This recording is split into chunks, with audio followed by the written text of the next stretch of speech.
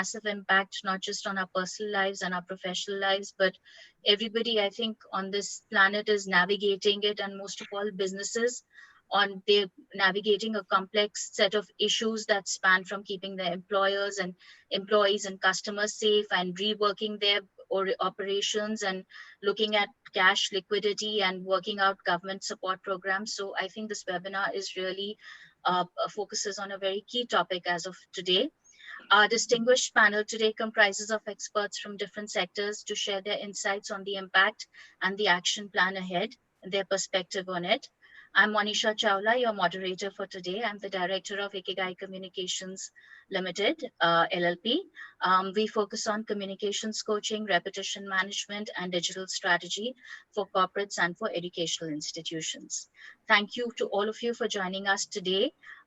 Your Excellency Ritva Kokuronde, the Ambassador of Finland to India, Padam Shri Saurabh Srivastav, the co-founder of reputed organizations like NASSCOM, ICVA, and TIE, Mr. Vijay Satie, Chief Information Officer, Chief Human Resources Officer, and Head Corporate Social Responsibility for Hero MotoCorp, Professor Satish Kumar, a Senior Faculty Member at IPE, the Institute of Public Enterprise, Mr. Kelvin A. Sargent, Sustainable Enterprise Development and Job Creation Specialist for South Asia at the ILO, at the Decent Work Technical Support Team. Thank you all very much for participating in our webinar today. Before we start, I'd like to invite Ms. Veena Swaroop to set the context for the webinar today. Ms. Veena Swaroop has had a distinguished career. She's a former director of HR of Engineers India Limited. She's also the current chairperson of Delhi Management Association, the Women in Management Committee. She's been the chair and member of many other various policy related committees and industry bodies, and has also been, the recipient of various HR awards awarded by distinguished organizations like the Asia Oil and Gas Congress, by the Asia Pacific HR Congress, the HR Leadership Award. So she's really had a very stellar career, and now I'd like to invite her to set the context for the webinar today. Over to you now. You're on mute. You have to unmute. Thank you, Manisha. A very good afternoon to all of you, and a warm welcome and a warm afternoon to all the panelists and all the participants who joined us today for this webinar. A little bit about the Women in Management Committee, which I chair, which normally does a number of initiatives which are women-oriented for their learning. We do conferences, learning sessions, we have awards for women entrepreneurs, and various other activities, and we also have a network of women entrepreneurs at DMA. But this time our committee felt that in these unprecedented times, we need to step forward and see beyond gender and see what are the various areas where we could bring in a lot of thought leadership to come and speak to our members and to everyone else who would like to join. And so we plan to do a series of webinars, and I am grateful to Professor Mishra, Director IP, who agreed to collaborate with us, and Deloitte, who's our knowledge partner. So the first in the series was last month on the 29th, when we did Tomorrow for Women at Work, COVID-19 and Beyond. We had a very good response.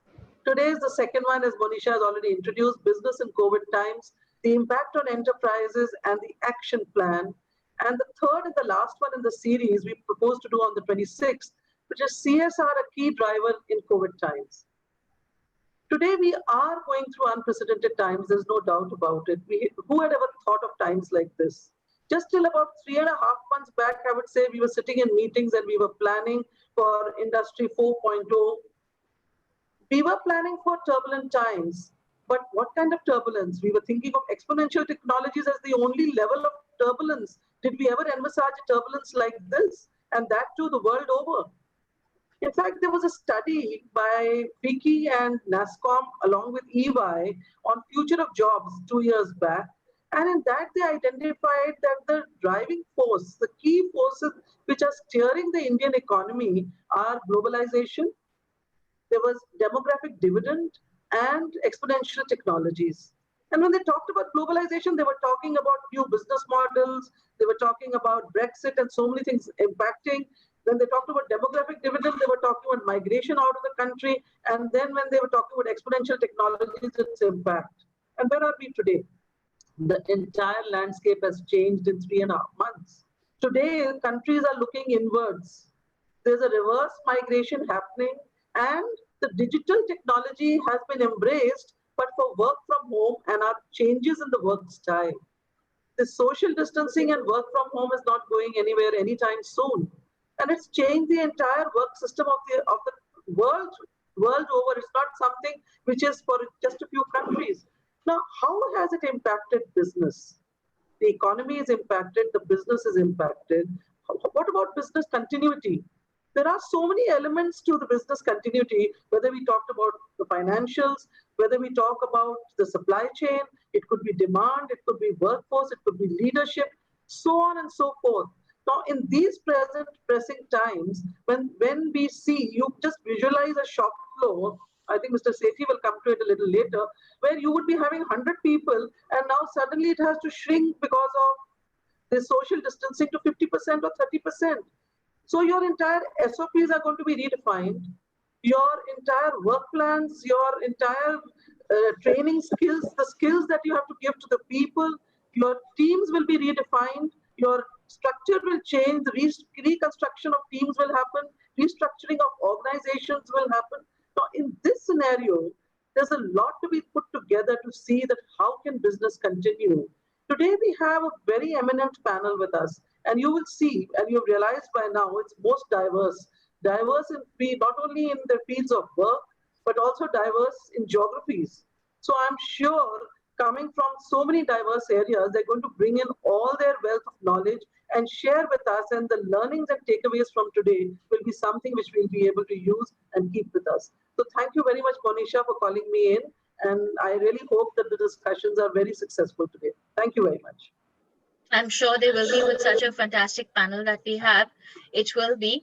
So I'm just going to set the floor for it. We are going to invite each speaker to, come and speak and give us their perspective. We will keep some time for question and answers at the end. May I request all the participants who would like to ask questions to put their questions in the chat box, and I will take them in and present them to the speakers at the end of after they finish speaking. Our first speaker today is Her Excellency Ms. Ritva Kokku-Rande, the Ambassador of Finland to India. She's had a very stellar, distinguished career prior to coming to India. She was also Finland's ambassador to Germany and the United States. She's also held various other distinguished positions with organizations such as the African Development Bank, the Asian Development Bank, the Inter-American Development Bank. She's also been honored with the Commander, First Class of the Order of the Lion of Finland. Over to you, Your Excellency. You have to unmute. You have to unmute, yes. Thank you very much, Monisha. And it's really a great honor and pleasure to participate in this panel with such a distinguished panelist. Thank you also very much for the chairperson, Mrs. Swarup, for inviting me to participate. And greetings from Finland.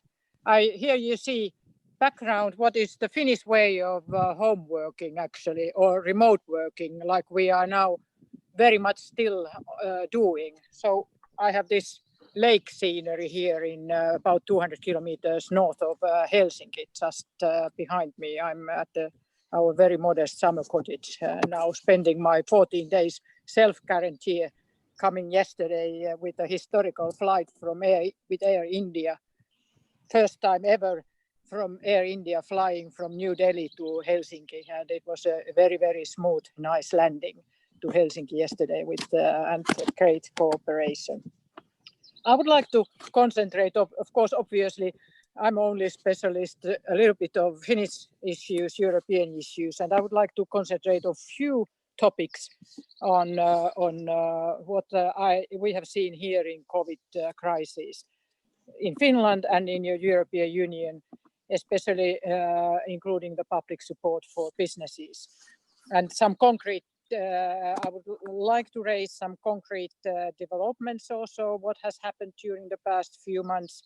And then finally, I cannot help ever to emphasize more of a gender balance and a little bit few words about women entrepreneurs leading during these sort of very, very hard times. Finland has been no stranger to this pandemic, but in European comparisons, our numbers are relatively low. We have had about 7,000 cases in total until now, out of which around a little bit more than 300 people died. And we still have many who have been cured and some which are active. And at the moment, I think under 100 now in the hospitals. But we have had now days already when we haven't had any new cases, which is a very good one. Actually, yesterday when I came to Finland yesterday evening, it was hardly to be seen anything really what I experienced beforehand. Maybe still a little bit less people than normally. Also saying this, Finland declared a state of emergency in March, and that was first time in our history after the Second World War. So very, very strict measures to combat the virus. But however, the time has passed and our measures seem to have worked. And now in June 2020, we are opening one step at a time. We have a government's so-called hybrid strategy, and we have gradually opening schools, restaurants, sporting events, and public spaces. Of course, we emphasize very much the social distance, but that is somehow in our nature also. We have already, actually there is a joke that do we really need to be so close to each other than 2 meters? Normally we have 5. The scale, of course, the COVID hit badly also to our economy. Finnish economy is very export-oriented economy, and we see it immediately, like also in other European countries. We are now equally focusing on reviving our economies and trade, and at the same time containing the virus, which is of course our priority as well. The scale of the economic support for Finnish industry, entrepreneurs and for employers is unprecedented. The same can be said within all the European Union. In a bid to combat an economic downturn, Finland announced a support package worth 15 billion euros to businesses and individuals. This package has a split allotment between grants, loan guarantees, and labour market support. We have organization Business Finland, our public organization for innovation, funding, investment and trade. They have also offered funding for companies to create new innovative business models and to set up R&D units. These activities have helped companies to keep their employees busy and prepare for the post-crisis higher demand by providing solutions, services and products that offer a better competitive advantage. The economic slowdown around the world might have pushed companies towards layoffs to cover losses. In Finland, we have tried to look this as a prospective time to promote employment in new avenues. Finnish companies are expanding their R&D divisions to digitalization and pushing a new wave of digital careers. The focus is to come out of this pandemic crisis stronger. The European Union Green Deal and green economy recovery are very important as well. This crisis is an important opportunity to make sure that our ways out of this is more sustainable. There's ongoing discussion in the European Union about the COVID recovery funds. The recovery funding for companies could be tied to sustainability criteria. In order to get funding, companies would need to commit to more sustainable business models and making their carbon footprint smaller and hopefully to zero. In Finland, despite the crisis, companies are not looking to let their employees go at all if possible. They are rather focusing how to best restructure their activities and how to make the best out of the situation. The high level of digitalization of Finnish society and business has been crucial for our ability to adapt. As an example, Kone, the Finnish elevator and escalator manufacturer with a production line and production line in Chennai, but services all over India, chose to modify their approach towards work that boosts work during coronavirus virus. While working remotely, Kone set up a new digital 24/7 service room to aid customers operating in critical and burdened facilities to make sure that, for instance, elevators in places like hospitals operated smoothly. A fair employment policy has been also very crucial. Open dialogue, transparency, and willingness to share the burden is needed in tough times. Finnish tech major Autotech chose to combat the economic downturn by opting for temporary layoff, which would last for a 90-day period, rather than choosing to let the employees go permanently, like many companies around the world. This was proposed by initiating employee cooperation negotiations that kept things transparent and allowed for joint discussions and consultations. Smaller companies in Finland have also adapted to the new situation in innovative ways. Companies that originally had very different business models have, for instance, come forward to offer innovations and solutions for healthcare and support. Collaboration across sectors and even unexpected partnership have been a vital instrument in adapting and creating new businesses and employment opportunities. The pandemic created an opportunity for many Finnish entrepreneurs to further develop and reinvent their products, as well as to seek new business partners to innovate with. By doing this, they also contributed to a larger fight against coronavirus. For instance, a new partnership was formed between tech company called Vivotech and ski expert Vauhtispeed in order to produce automatic hand sanitizer dispenses. Vauhtispeed, in fact, adapted their production capacity from ski vaccines to hand sanitizers in just a few days. Also, several Finnish distilleries teamed up with the chemistry companies and started to produce hand sanitizers. Among those is, for instance, the Kyrö distillery, which have been internationally awarded for one of the best gins in the world. Sometimes very simple solutions work. In capital Helsinki, the owner of the neighboring bakery and the flower shop teamed up, allowing customers to order their daily fresh bread and flowers as a package and delivered to the door. Way to keep people happy during the lockdown while keeping the business alive and share costs. Regional business clusters have also played a crucial part supporting companies as well as local hospitals and healthcare workers. We have seen Finnish clusters offering information and training on novel business opportunities. One example has been the Arctic Industry and Circular Economy Cluster in Finnish Lapland, which is helping industrial SMEs in crisis management, foresight services, and rapid project to ensure future local businesses. In practice, the cluster helps companies in cutting costs related to raw materials, energy, and waste management by creating industrial symbiosis. Industrial symbiosis is a system where wastes and byproducts of one company are used by another. This results in mutual economic, social, and environmental benefits. By this way, companies complement one another and provide mutual added value through efficient use of raw materials, technology, services, and energy. Education and reskilling are also not to be forgotten during this kind of crisis. Thanks to our already digitalized schooling methods and many Finnish edutech companies, Finnish pupils and university students have been able to continue their studies without major disruptions and dip in the quality of teaching. Necessary new skills have been provided to employees via digital means. That's fascinating, Your Excellency. That's a lot of fascinating information. Then I have one suggestion. May I? Do I still have 1 minute time? Yes, you do. Yes, Very you cool. do.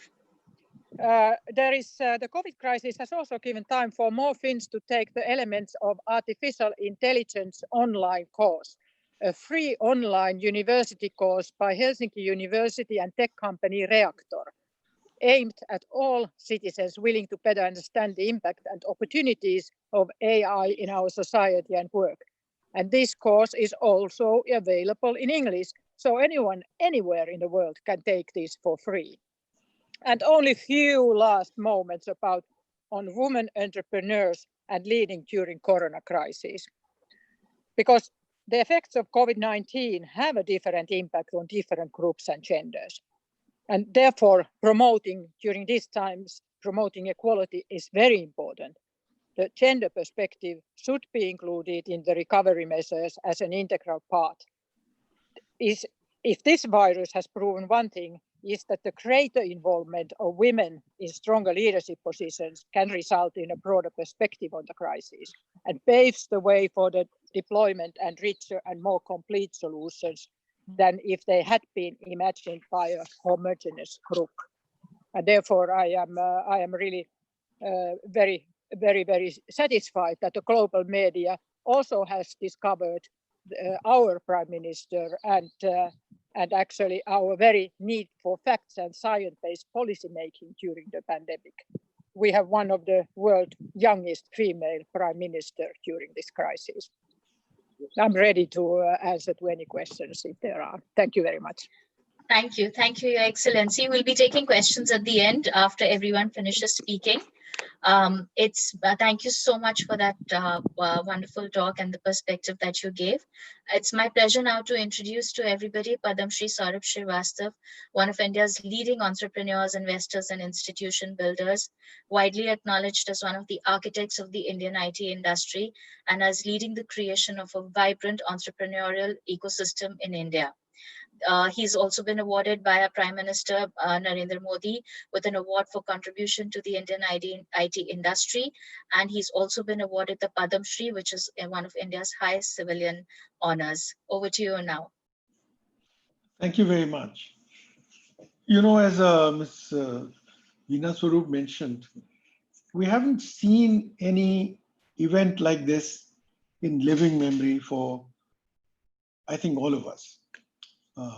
And I was born after independence, all of you certainly were. And the last thing we remember in living memory is kind of World War II.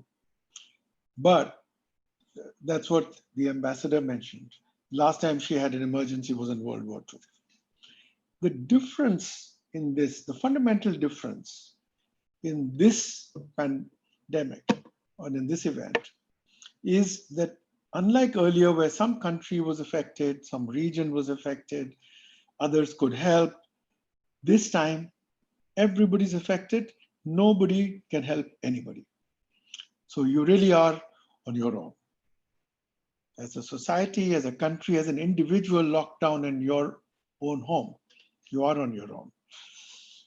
And we can be optimistic or pessimistic based on when we think there might be a cure, there might be a vaccine. But the issue is it's not going to happen tomorrow. This will take some time.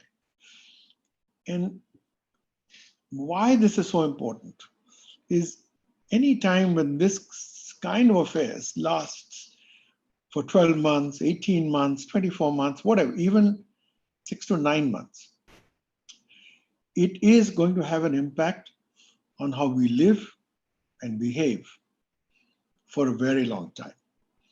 So in some ways, the world has changed. Now, I'll focus a little bit on startups. That's the area of my interest. And the most impacted in this are the startups because they're the most brittle, they have the least resources. As it is, they were challenged, competing with established players, new business models, and suddenly everything they had set up to do changes. So what is the impact on them? So the first impact they have is the revenues will immediately drop. Number of customers will reduce. For large companies that have reserves, they can live with it. Startups don't have reserves. It's a few weeks, it's a few months. So if they don't act in weeks and maybe a month or two, they are history. This is not the Tata or a Birla Group or Maruti, whoever. They're gone. So they have to move right away. So what can they do? So the first thing is to understand why have they lost customers? Everybody has, but you can lose them for two reasons. One is for a health reason. And what I mean for a health reason is take airlines. People can't travel, so airlines will not do well. If you had a lot of stores at airports, you got a problem. If you're running restaurants, hotels, it's a problem. For health reason, people won't go there. Sports stadiums are empty.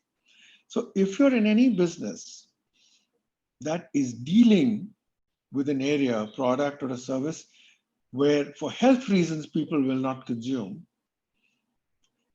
you have to sit back and say, what do you need to do? To my view, if you want to have a chance, you have to do one of two things.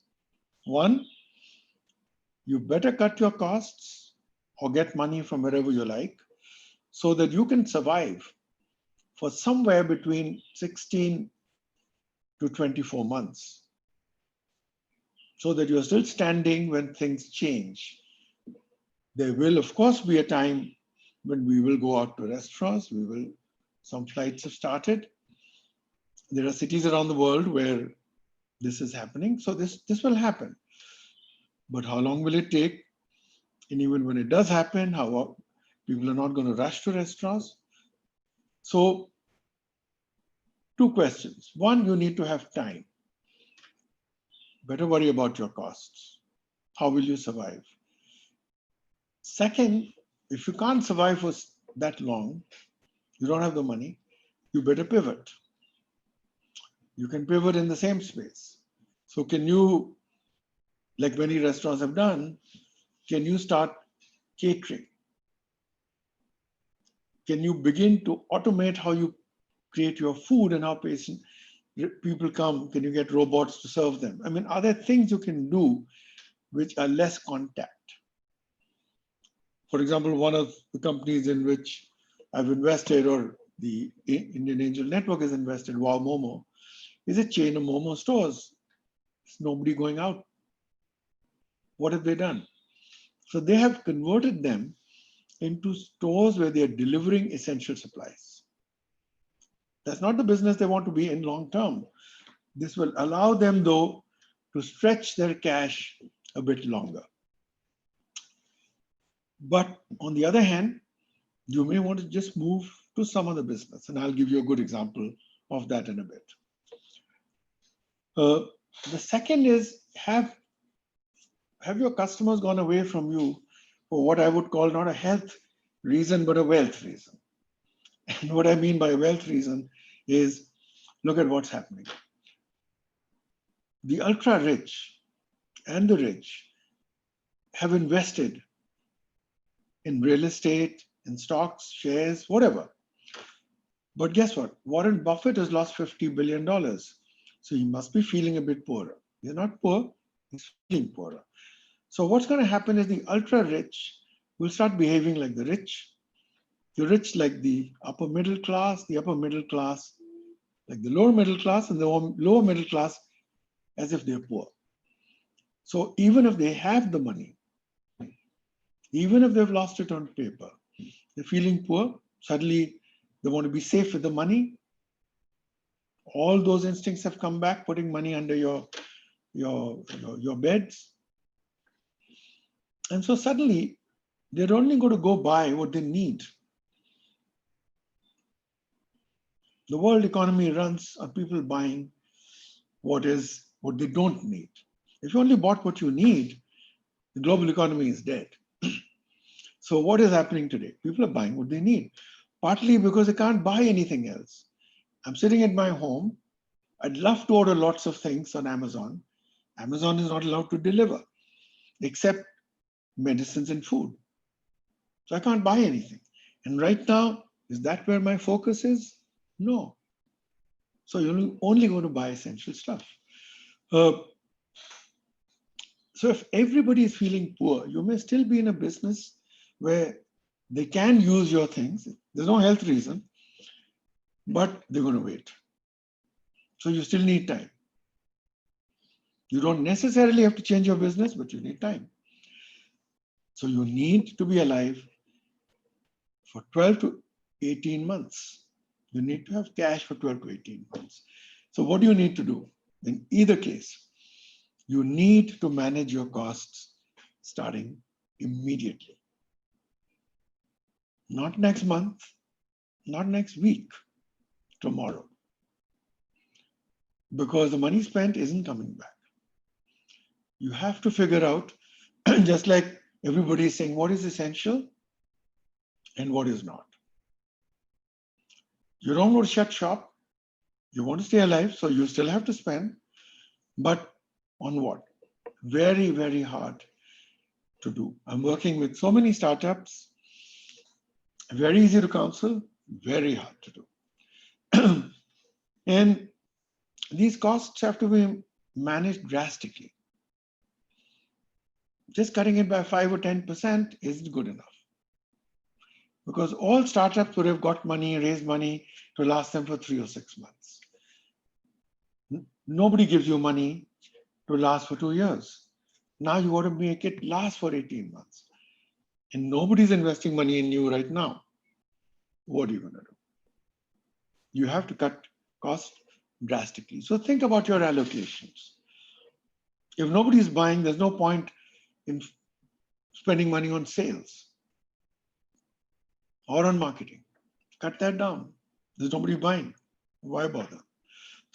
Use your time effectively. When you're in growth mode, you often neglect work on your product, on technology, on R&D, on strategy.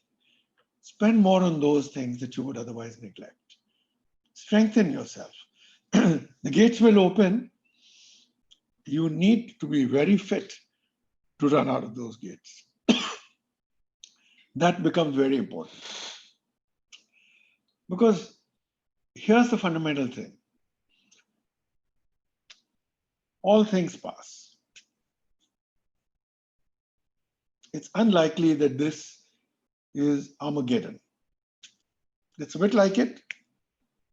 It's not what we would in India call pralaya. Not yet. So it'll pass.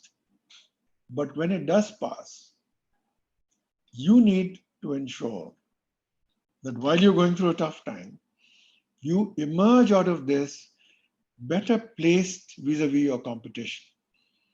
You will not be in as good a shape as when you were before this hit, but nobody will be in good shape.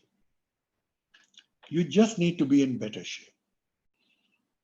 There's that story many of you must have heard about these two boys who were in the forest, walking around, they're resting under a tree, they took off their shoes, and then they saw a tiger running towards them. So the first guy got up and started running for his life. The second one started to put on his shoes. And so this guy called back. He says, are you mad? You think if you wear shoes, you'll outrun this tiger? And he said, no, of course not. I just need to outrun you. That is actually what you have to focus on as a startup.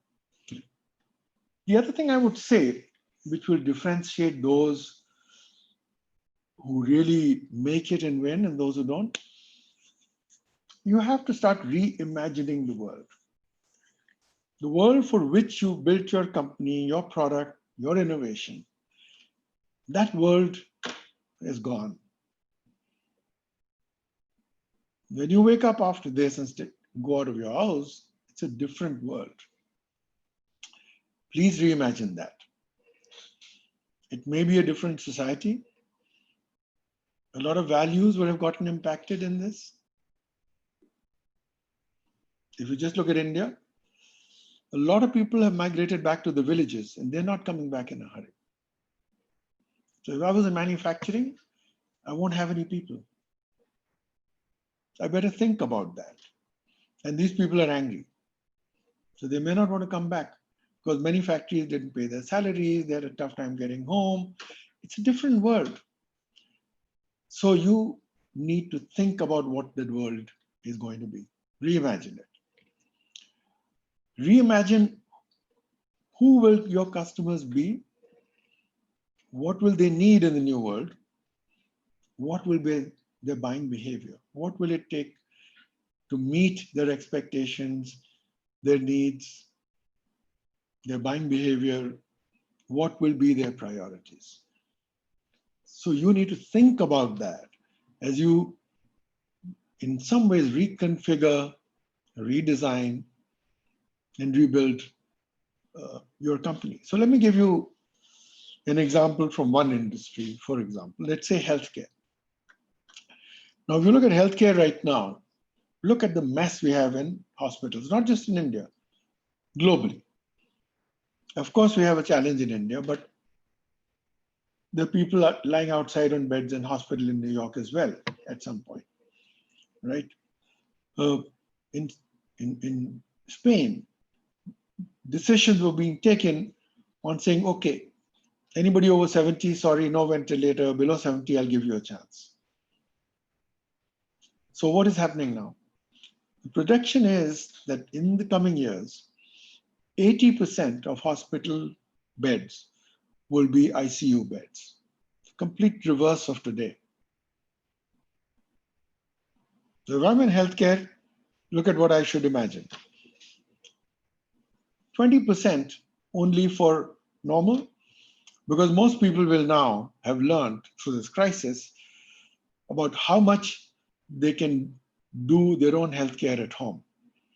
Every hospital today, Max, Fortis, everyone is now offering people a home healthcare option. You pay $3,000 a month or whatever. I'm going to have people visit you. I'll do all the things. I'll do remotely. I'll have people there. So they're offering me, they'll charge me 50,000 to a lakh for a day if I'm in their hospital. They're giving me 3,000 rupees a month care at home option. So what do you think is going to happen to a lot of patients? Potential patients. I'm going to say, hey, listen, why should I go to hospital? They taught me that I didn't have to go to hospital unless I needed a ventilator.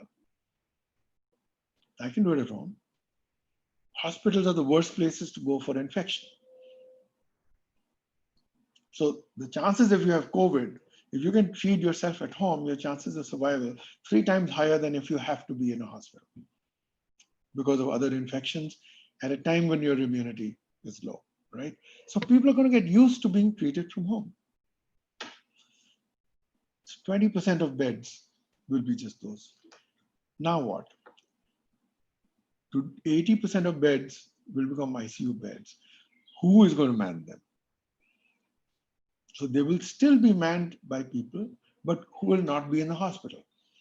Who will be at home with a mobile phone, with a laptop, and they should be able to remotely understand what's happening, mentor, and tell people over there to take action. So there'll be a different sense, different breed of people who will start to imagine. Hospitals will become different, home care will become different. For instance, this whole point of touch, you're going to have increasingly non-invasive diagnostic equipment, and you can use it at home. I'm looking at people are buying oxygen meters at home to, test their oxygen levels. Yeah, so like an oximeter, etc., was already there. Yeah. People did it.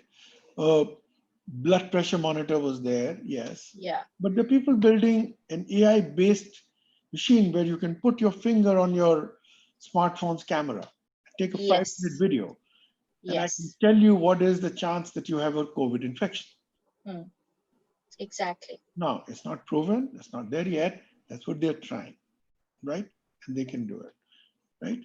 But people are saying they can today look into your eye and just not only look at what's wrong with your retina or your cornea, but is there a problem with your heart? The fact is that data exists. Nobody's been trained to look for it. The corneal specialists can't even look at the retina today because they've not been trained. But now we have the ability to assimilate that large volume of data, AI tools to Yes. manipulate them. So why do I need to do anything invasive? So Correct. basically, everything will be at home. You go to hospital if you need to be. Now what happens? You have nurses. Let me know how much time I have. About another minute or so. Okay. So let me actually close this piece just to give you an idea, to say the kind of things that happen. And I said I'll give you an example of a pivot. So one of the companies we invested was basically had created, designed, and was selling a solar robotic waterless cleaner for solar panels. This came, the factory was shut in Pune. They had to pay the staff. They had a choice of halving their staff. Nobody's buying anything to do with solar panel cleaners. Most companies had no money. So they flipped. They pivoted. In 8 weeks, we put together a task force of specialists in various disciplines, medicine, engineering, around the world. 8 weeks, they designed, developed, and successfully now deployed a very high-end ventilator, which would cost just 2 or 3 lakhs versus 10, 15 lakhs for the imported ones. And they're in business. So what have they done? They're still going to do the solar panels when things ease, but now they have another product. And after this, now that they've built a ventilator, they can build CPAP machines that people can use for sleep apnea. They were in robotics. They can create a robot that will walk down aisles of airplanes and serve food on zero touch. They can create robots that can emit UV and ultraviolet rays and decontaminate a plane. So guess what happened? They had no choice. They were dead if they didn't do it. They pivoted. And now Yes. they'll come out better as a result. So I would only say this, let me end by saying this, that the startups are the most impacted, but startups are the most innovative. Yes. They are the set of people we need most as we come out of this. It is the startups that will lead India's recovery. Nobody else, because these are the people who will put us in front Yes. in building the new technologies. And all they have to do is remember that yes, there's a massive disruption, but it's not all bad. When there's no disruption, it's a very bad time for startups. You're competing against established players and you're playing by rules of the game they have established. It's very hard to win. In a disruption, established players lose heavily because the rules of the game change. Correct. That's what's happening now. So yes, as if anybody read A Tale of Two Cities, it said, starts by saying it's the best of times and it's the worst of times. Yes. For startups, that statement is probably the truest today. Thank you. True. Thank you so much. That was really indeed fascinating. I'd like to now introduce Mr. Vijay Satie, who is the Chief Information Officer, Head Corporate Social Responsibility, and HR Head for Hero MotoCorp, which is the world's largest two-wheeler manufacturing company. He also leads innovation efforts in the company and serves as a board member of HMC Auto, which is a joint venture of Hero MotoCorp and Messrs. Magneti Marelli of Italy.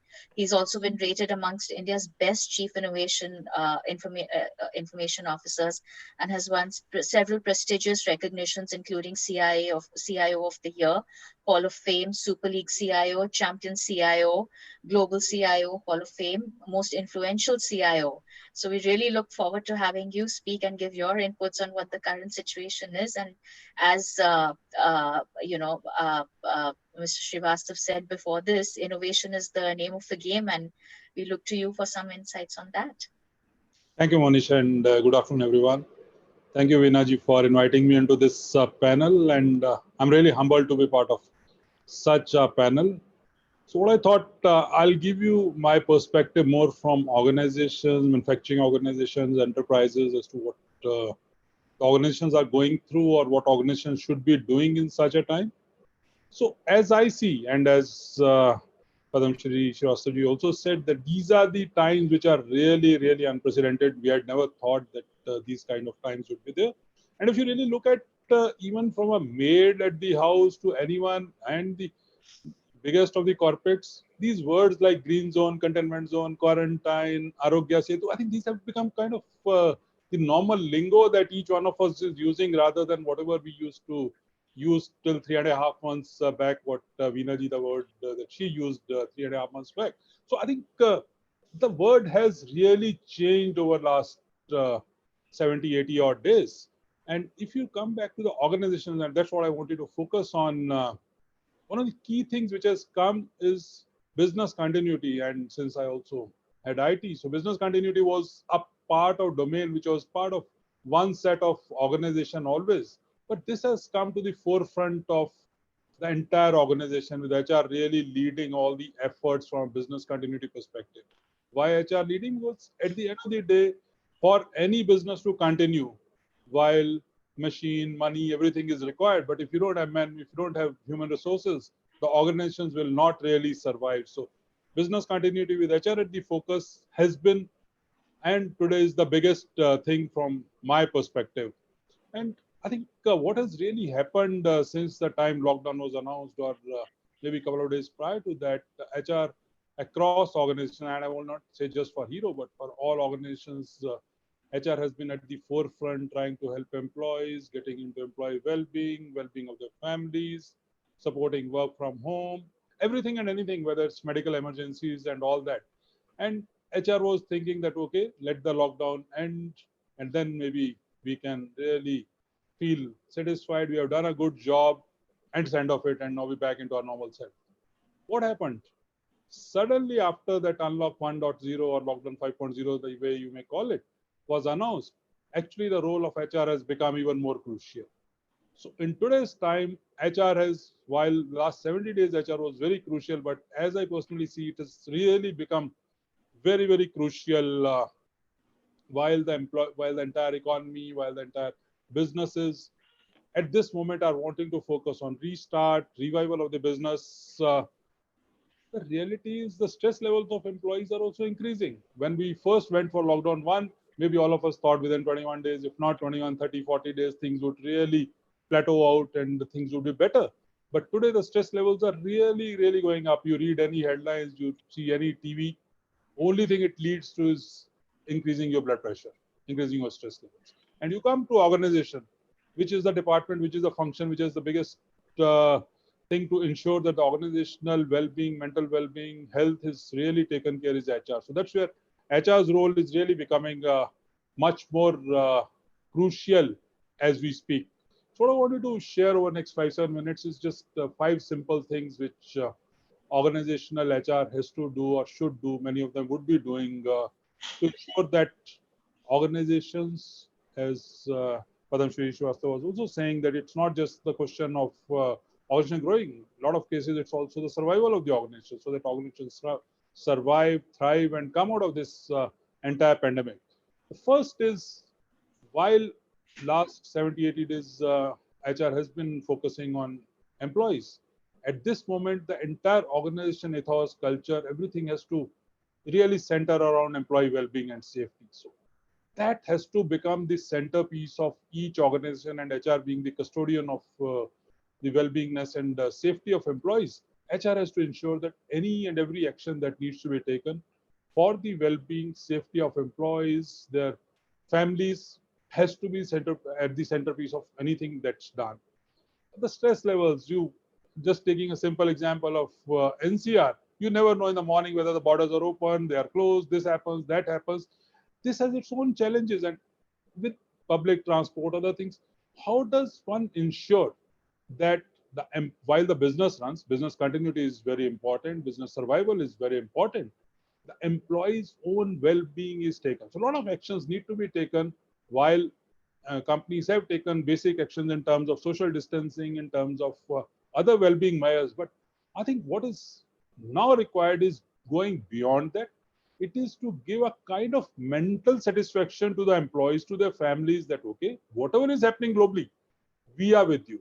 We will ensure that in case of any eventuality, in case any one of you fall sick, and in case any one of your family members fall sick or any other eventuality happens, we at the organization, and which HR being the face of it, has to give a confidence to each of the employees that yes, this is the time we really show to the organization that we are a very caring organization. The empathy part, the caring part, this is where the human face of, and if I look from HR, which is human resources, I think the focus at this moment, while resources is a focus, people have gone back, especially in manufacturing, there are issues that a lot of migrant labor has gone back and issues. But I think this is the time when we need to focus first on the human aspect of the entire thing, and that's what we need to do.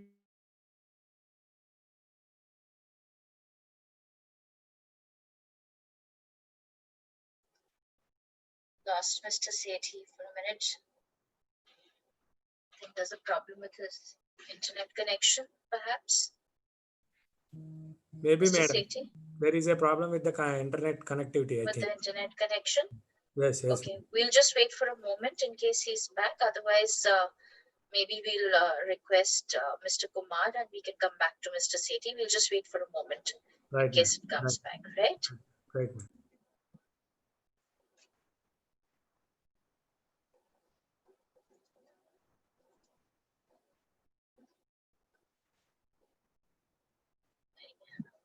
Yeah. Mr. Satie? He's not back yet. Is he aware that he's not heard? Yeah, I think he's aware. Can you just call him once? Because in case he's coming back in a minute, then we can continue with him. Otherwise, we'll request Mr. Kumar to start. I think he's going to re-log in, madam. It's just Yeah. log in, I think. He has seen that. Let's wait for a moment, otherwise call Yeah. him back again. These are the challenges of technology. Absolutely. Nothing is foolproof. I think you move on to Professor Satish Kumar and we'll take him on later. Yeah. All right. Okay. So I'd like to introduce Professor Kumar, a senior faculty member of IPE. He's been there for the last 12 years and specializes in the area of operations management and quantitative methods. He's also been part of Hindustan Aeronautics Limited as production planning engineer and has been a successful entrepreneur for 27 years. So having held senior positions in all his companies, Mr. Kumar has a very, very wide and in-depth experience in all areas of management, including strategy, operations, business development, treasury, finance, project management. Professor Kumar, over to you now for your insights.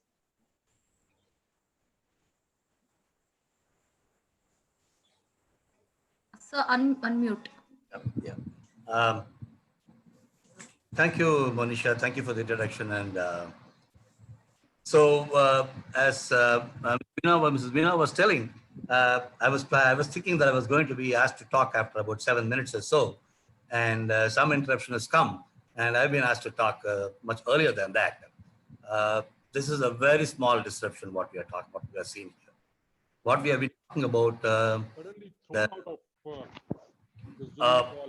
Am I going to continue or? Yeah, I'm going to continue. I understand. Is that so, Monisha? Unmute. Yeah, Mr. Satie, sorry, I think we lost you. We'll just come back to you. I was thrown out of Zoom. I don't know why, but okay. Yeah, so we've just asked Mr. Kumar to speak. What we'll do is we'll come back to you, right? Okay, thank you. Thank you.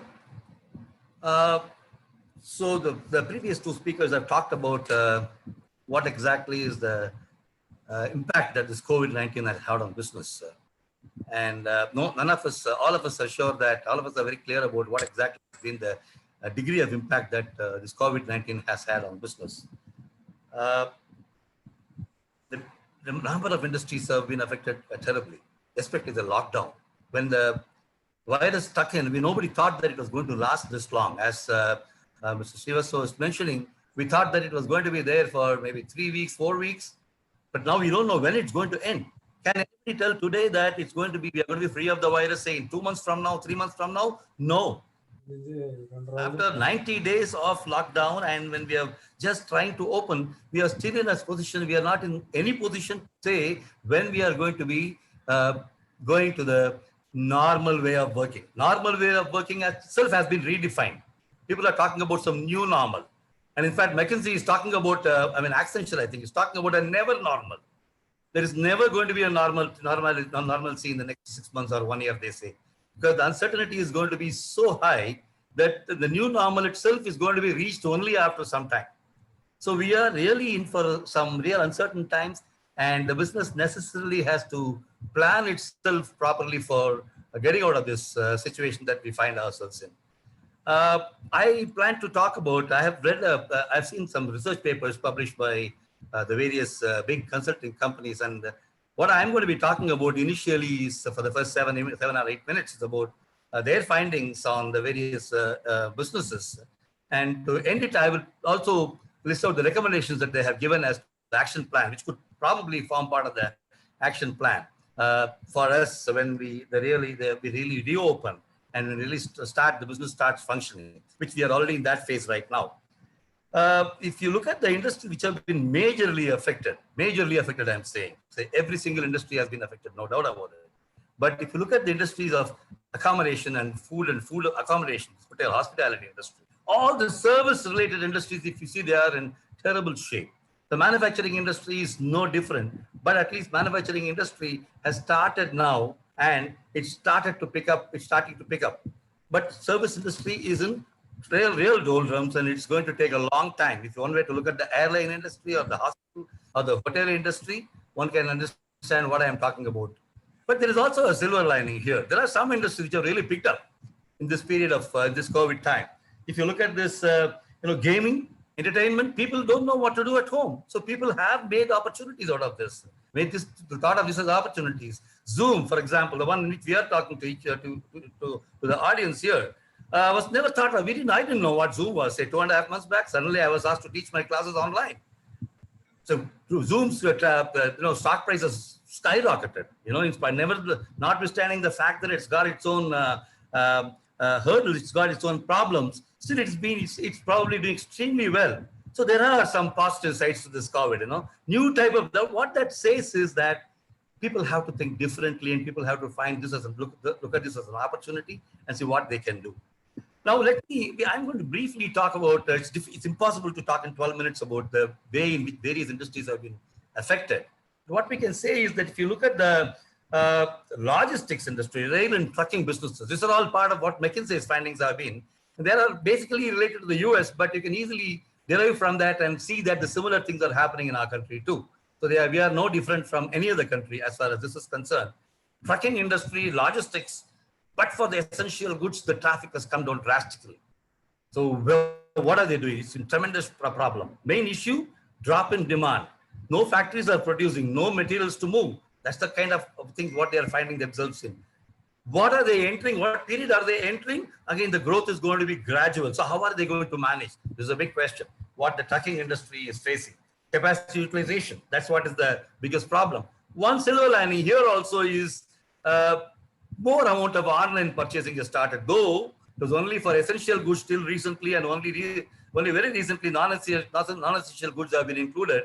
Online purchases have certainly increased, and that has added some fillip to this industry, the trucking and this industry. If we took a look at the manufacturing supply chain industry, that's really gone through a terrible time. In fact, the supply chain disruption has been so bad that if you remember, even in the month of March, we were talking about the Indian cellular manufacturing, phone manufacturing companies were talking about not getting material from China.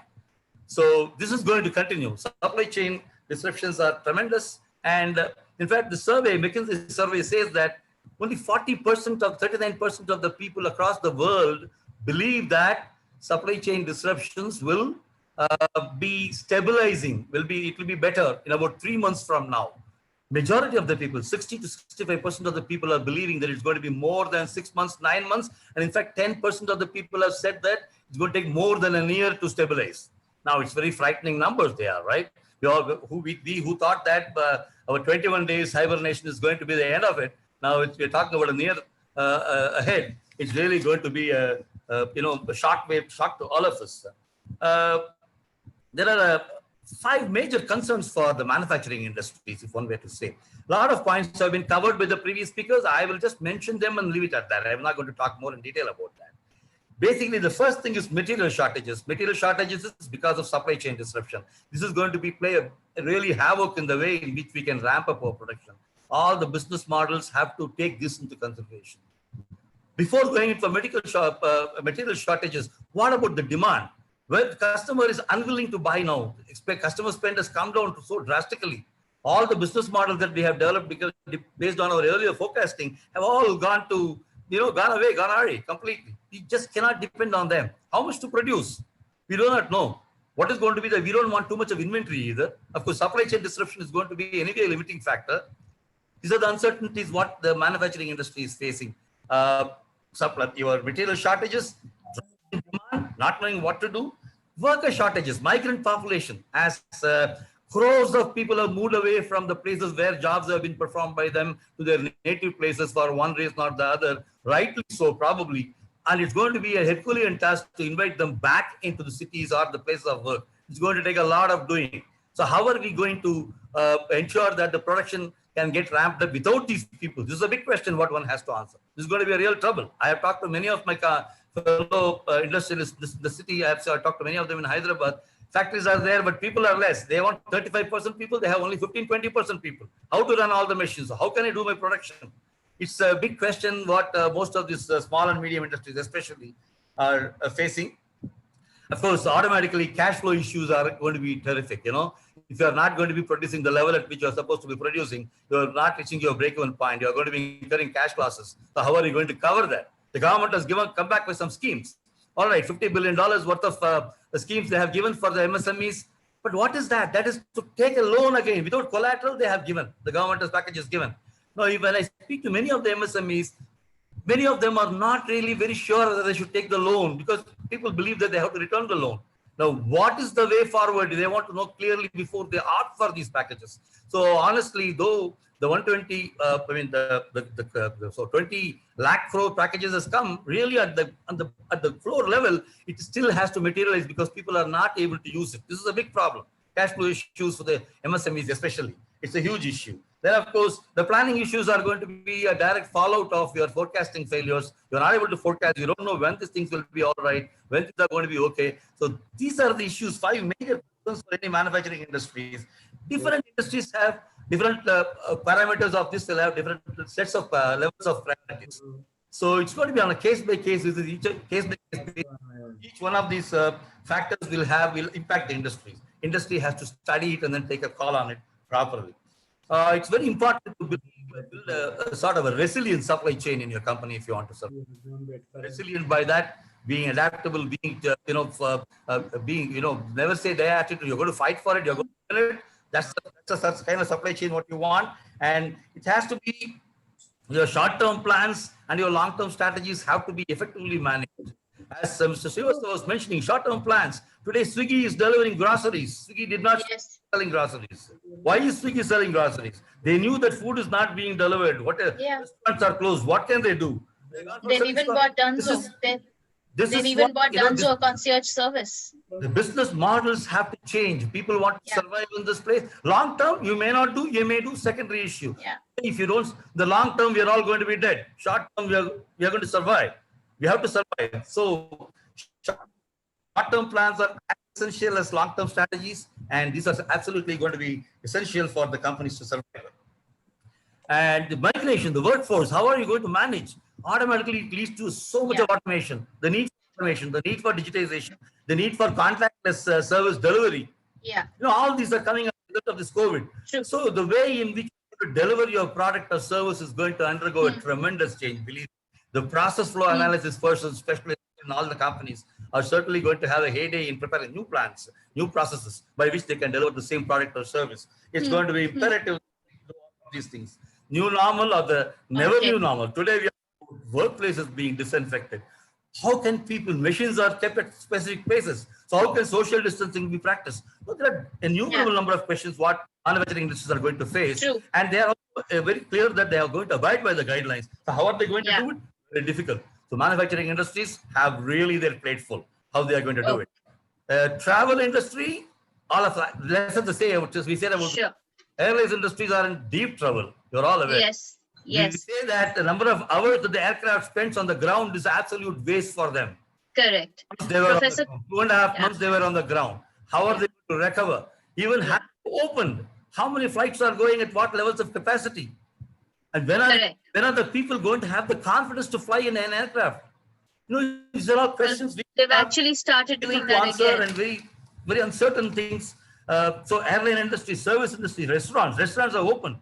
I have seen in the news items, restaurants say we have open, sir, but there are hardly any footfalls. Correct. Who would like to eat in a restaurant with the risk of this COVID is standing behind the curtain? Yes.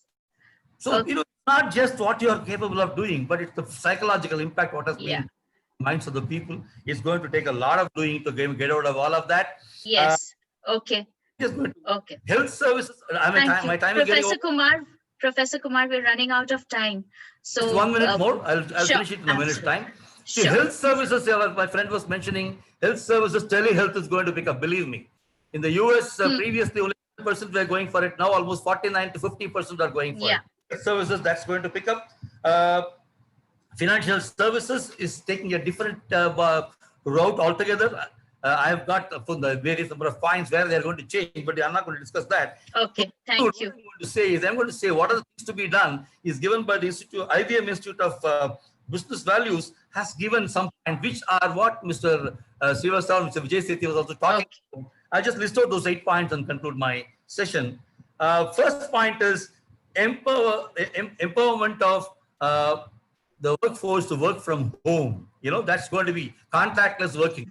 Going to be developed in the new processes. Then engaging customers virtually. These are points given by the IBM Institute of Business Values. You have to learn to engage the customers virtually. How are we going? These are all the things what we have to do if you want to survive beyond the COVID and if you want to be successful.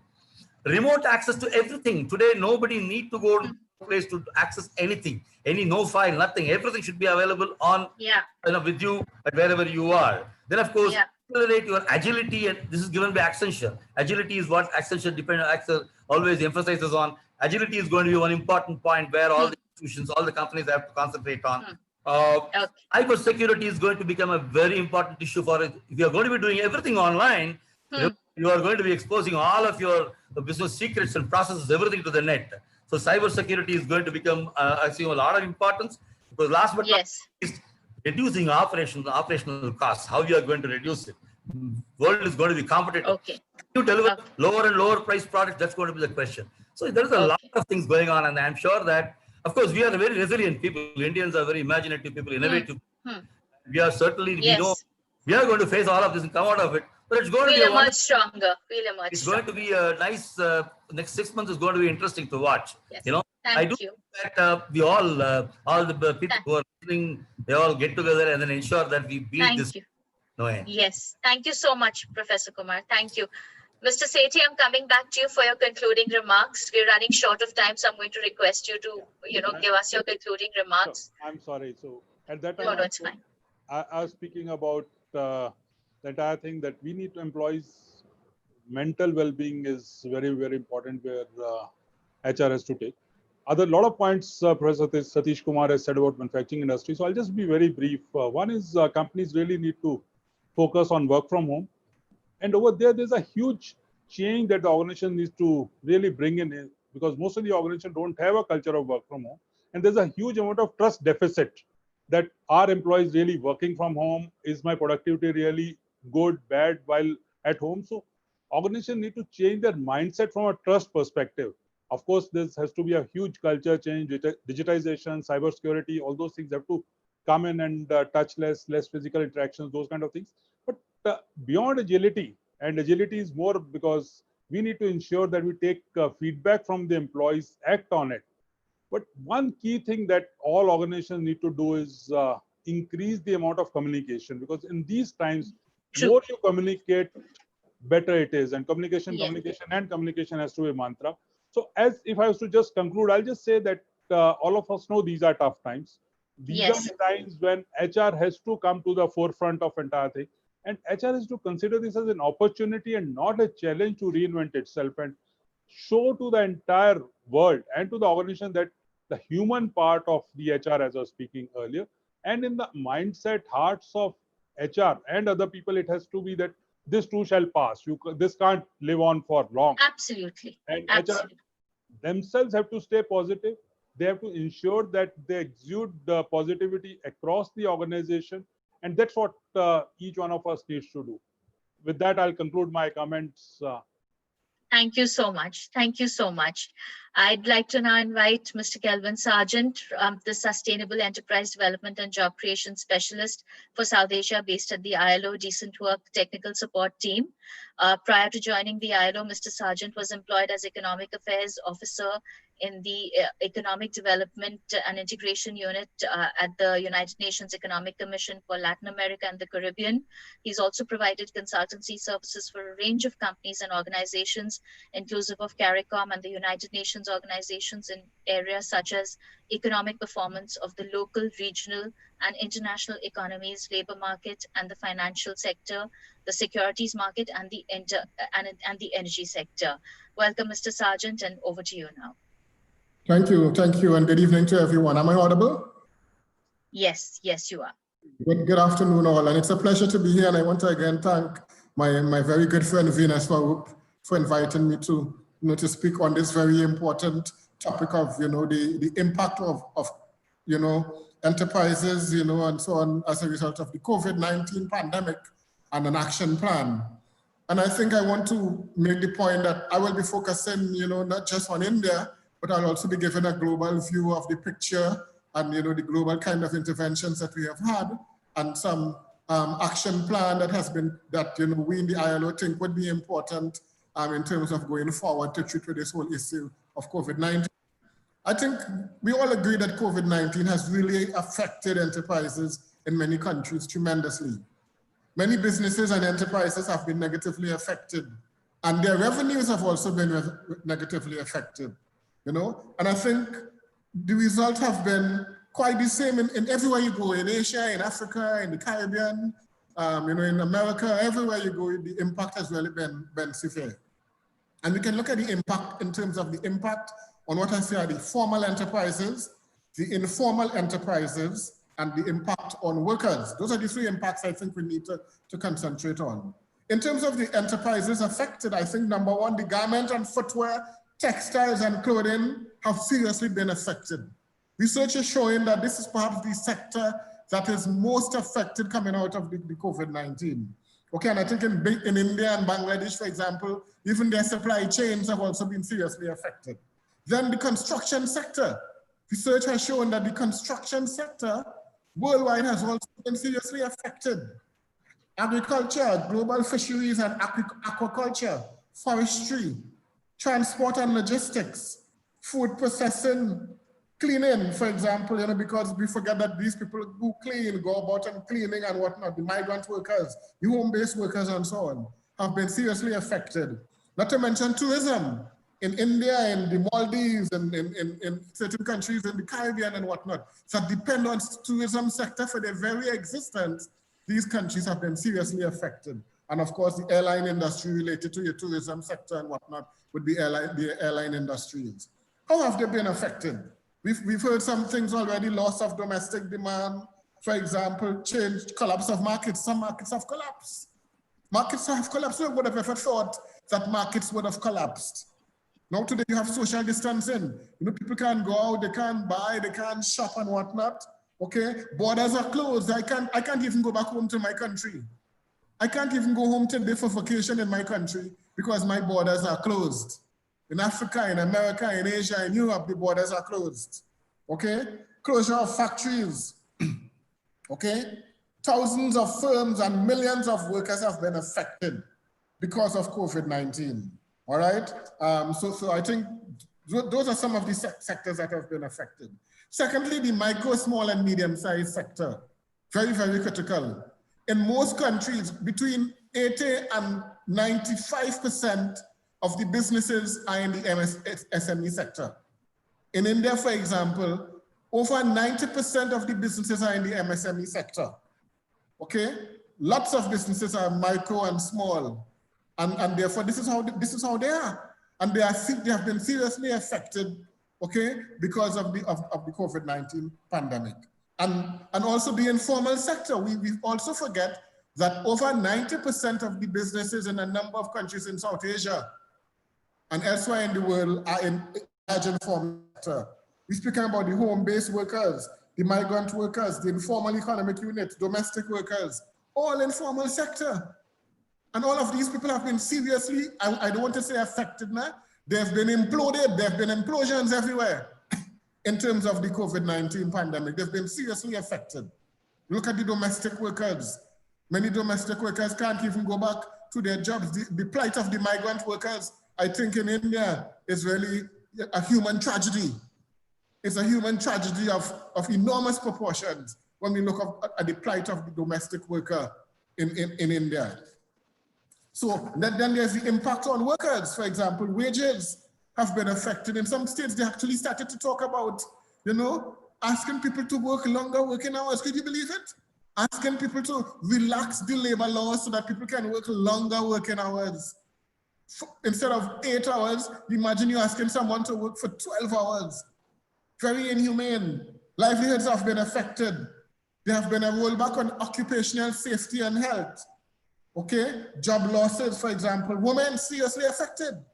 A lot of the women have been seriously affected, and women-led businesses have been seriously affected. And of course, there's a lack of social protection. In a number of countries, there weren't any in any case for the informal sector. So now, when this pandemic came, many of them have been affected in terms of social protection, no unemployment insurance that you can talk about in many countries, and we can go on and on and on. So I think against that background, the point is that we really need government and businesses to have a critical role to play in protecting SMEs and businesses and their workers. I think one of the speakers already spoke about business continuity assistance. That is very important. I think in the ILO, we talk about a number of pillars, which we think are very important in terms of an action plan. One, we talk about stimulating the economy and employment. That's the first pillar. And under this pillar, we talk about the importance of stimulus packages, okay? And in a number of countries, they have applied all kinds of stimulus packages to the business sector, the large business sector, the small sector. Is it working? Is it reaching the people that it is supposed to reach? In India, there's 20 lakh crore of big financial stimulus package. Is it reaching the business sector as we would like it to reach? What is the experience?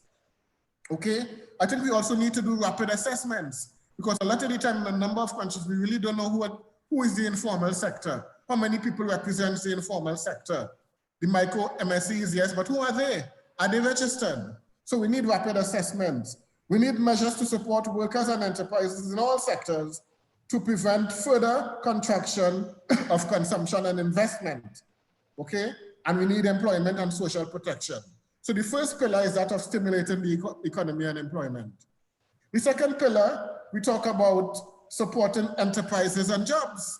We need to support enterprises in terms of the need for MSMEs in terms of access to credit, waiver of payments, grants, tax incentives, and government procurement to be given to MSMEs, including women-led businesses. We can also talk here about insurance, the digital market, online platform, online training. All of these things would be important in terms of supporting enterprises and jobs, during and after the pandemic.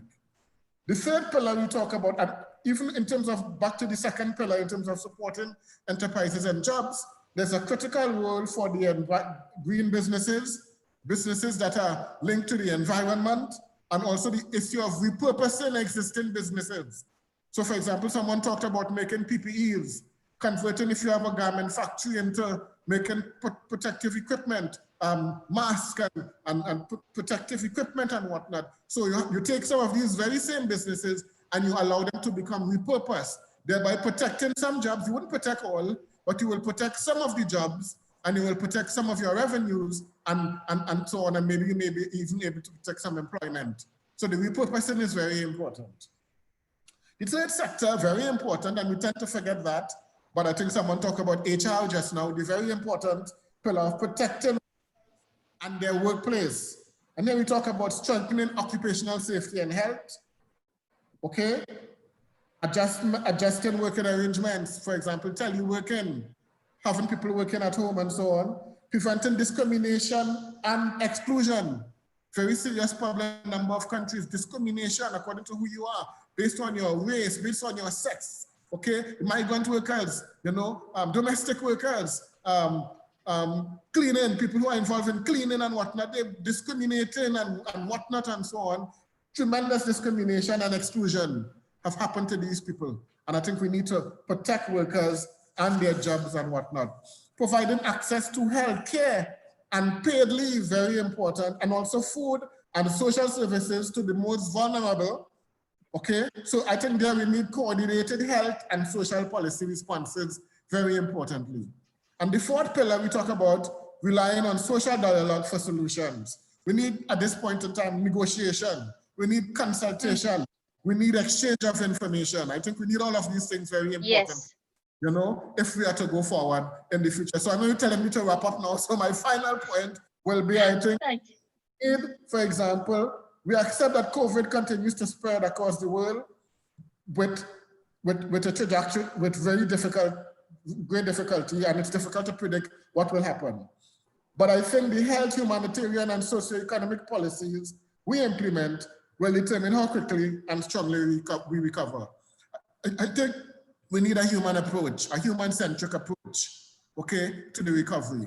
We need a human-centric approach to the recovery. Absolutely right. As it is happening now, it has to be a human-centric approach. I thank you. I'll stop there. Thank you. Thank you so much, Mr. Sargent. Thank you. We have a couple of questions from the audience. So we are also running short of time. So I'm just going to put in the questions and request you to just give us very brief, quick answers. So the first question is for Padam Shri Saurav Srivastav. Somebody has put in that you have said that in this, rightly said that in this situation, we need to reskill ourselves according to the future requirements and reimagining the world. So what would be your one-liner message for the two generations in this time, the baby boomers who are older than 56 years, and for Generation Y, which is 25 to 35 years?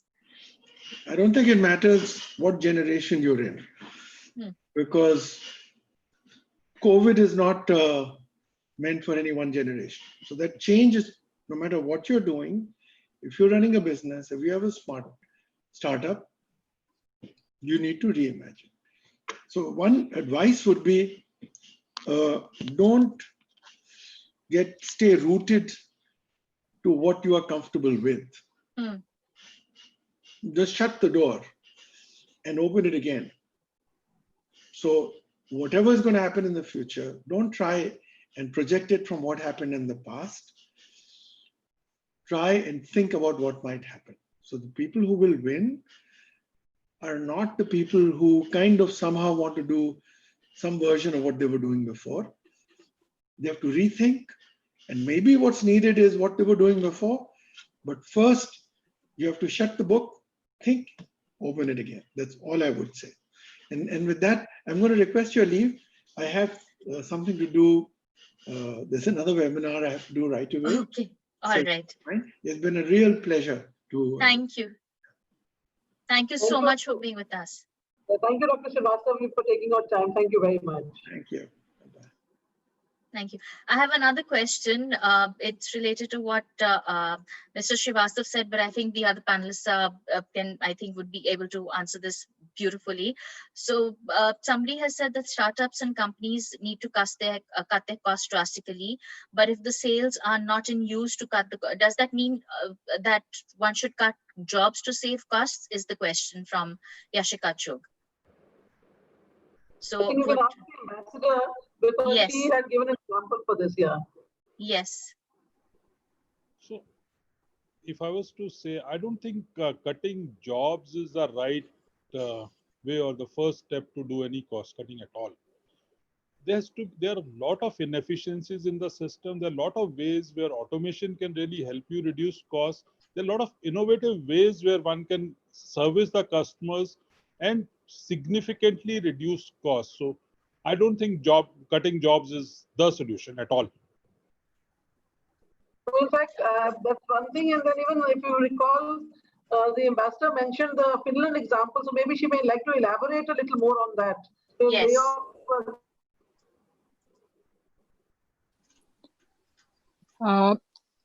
Thank you. Thank you very much for the great panel. First of all, incredible, interesting looks, and I think there are several items which I take with, and some of the item which was not actually mentioned, because we see also very much opportunities and new markets, and I take also that behavior is changing. I think what I felt, for instance, very strongly in Delhi when I was spending 3 months at the residence compound, which is not a bad place to spend the time at all.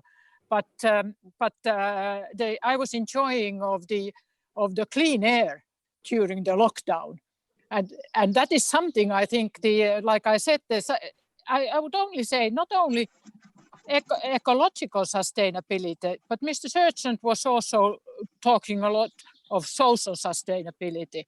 And I think we are able also in a way, and we try to make also economic sustainability as a guiding line. I was mentioning about the Connect Corporation, which is one of the global leaders in the escalators, elevators. And read the chairman's interview the other day, and he was very much emphasizing the sustainability, that if we are not now having this opportunity, if we are not taking this opportunity actually to look the business models newly and in a sustainable manner, we are not sort of grabbing the chance which we would have with this crisis. Every crisis is opportunity also. And I would put that. And then the other thing, I think also that I truly believe that investing in women and in gender equality, that pays a good dividend. And there has been several studies really that if you engage also all the society, women, that you even have better productivity. And this is also time to have inclusive sustainability. And there, I fully agree on the aspect of what Mr. Satie was saying about this trust aspect, and that is something I think what I feel very strongly at the Finnish society actually, that we have managed to maintain the trust in the society. So this kind of remote work, like we call it, we have a new word also. Even the office work is near work, and the sort of home office work is remote work.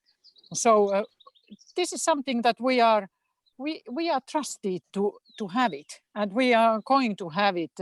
Our working places, sometimes we go to the office, but then we are trusted that we get results also when we are remote working. Cyber is something which everybody has been taking, and I wouldn't emphasize it more, that this is exactly what we have to pay a lot of attention in the future. And then entertainment happens to be that some of the Finnish companies are world leaders in gaming, and they have been doing a good profit during this time. So important issues. We didn't solve everything, but I think everybody has probably, I hope, something to take with. And I have learned again a lot. And thank you very much for including me to this panel. Thank you. Thank you so much. Thank you. I'm going to request Veena ji to do the concluding remarks now. Veena ji, you have to unmute. Unmute. we keep forgetting that. So everyone will agree that it was an interesting panel and a number of thoughts and perspectives came forward. I wish we had a little more time. All the speakers had so much to speak. But all agreed on an unprecedented times that we are passing through. And what was referred to the Finnish system, companies are finding new ways of coming out of it. And I think that's a global phenomena today. Restructuring of activities is happening globally.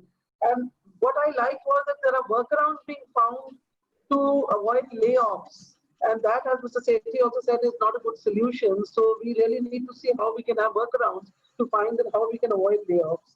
New skills are being imparted digitally. I think globally that is happening. We need to cut costs to survive till the time changes. Take time for your own strength. Build on yourself. This is the time you're getting to build on yourself. So build on. The landscape of healthcare is changing. ICUs are increasing by numbers, and home care is also being introduced, and home healthcare options are coming up. So all these changes are coming into our system. Startups are most impacted, but they are the most innovative and will lead India's recovery. And was quoted the tale of two cities. These are good times and these are bad times. Really, this was very appropriate. The HR role in the company is most crucial, came out very strongly, and I also agree and endorse with that. The humane face is the need of the hour, and mental well-being of workers has to be uppermost. Industry is facing workforce cash flow issues. Resilience is needed today. Agility is required. Effective communication came out very strongly in all the discussions, and the trust deficit needs to move out. In fact, I would add here that now the time has come when we need to see the outcome more than the number of hours spent on work. So there, when that attitude comes of outcome-oriented work, probably this would also be taken care of. Business models need to change. Positive attitude is important to tide over these testing times. And the 4 interesting pillars which were brought in by Kelvin were of stability, the kind of stimulus packages. The second pillar was on supporting enterprises and jobs, and occupational safety and health, or each one more important than the other. Negotiation, consultations, inclusiveness came up very strongly in all the discussions, and the need for human-centric approaches. And finally, as the ambassador said, every crisis is an opportunity, and we must really take advantage of this opportunity and see how we can have a much better tomorrow. So thank you all. So Rajan will be extending a vote of thanks in a minute. I want to personally thank each one of you for having joined us on the panel. The ambassador from all the way from Helsinki, Kelvin, thank you. Professor Satish Kumar, thank you very much. Vijay Satie, thank you so much to you. To Dr. Saurabh Srivastava in absentia, and not but the least, but last of all, it's Monisha who has conducted it so very well conducted session. Monisha, thank you for that. And over Thank to you so Rajan much. for your. Thank you very much.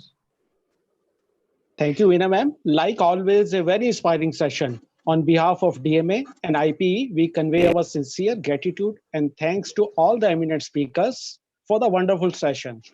Thank you once again for your insightful knowledge and sharing your words of wisdom. Special thanks to Ms. Veena Sarup, the creator of the program. We must convey our sincere thanks to Professor R.K. Mishra for joining hands with DMA for this interactive webinar series. Thanks to Monisha ma'am for very well moderating the session. Last but not the least, our sincere thanks to Professor J. Kiranmai and Mr. Pani for all the technical support. I am sure all the participants have enjoyed the session. We have many more such sessions in the future. So for this, stay in touch with DMA, and once again, take care of yourself and stay safe. Thank you once again. And though you already mentioned, I would like to give a special thanks to Fani and Kiran, because the actual technology person is laid up in hospital, Rakesh, and Fani and Kiran have pitched in the last minute to give us all the technological support. Everything went off very smoothly. Thank you, Fani, for that. Thank you very much. Thank you. Thanks to you. Thanks a lot. Thank you. Thank you very much. Thank you. To see you all. You like to say something about the next program, Veena ma'am? You'd like to say something about the next program to the people who are here? A minute before we wind off. I would like to Please mention, unmute. yeah, we have the last of our series on CSR, the key driver in COVID times, and this is on the 26th of June. And I'd be happy to have all of you there with us again. I'm sure it's going to be an equally interesting session and a good learning session. And thanks to IP and Deloitte and DMA, I'm sure we're going to put it together. Thank you very much. Thank you all. Hope to see you all Thanks a lot, ma'am. physically also. Thank you very much. Thank you. Bye-bye. Thank you very much. Bye-bye. Thank you, everyone. Thank you. Bye-bye. Bye-bye. Thank you. Bye-bye. Bye. Bye. Funny live off చేసేవా recording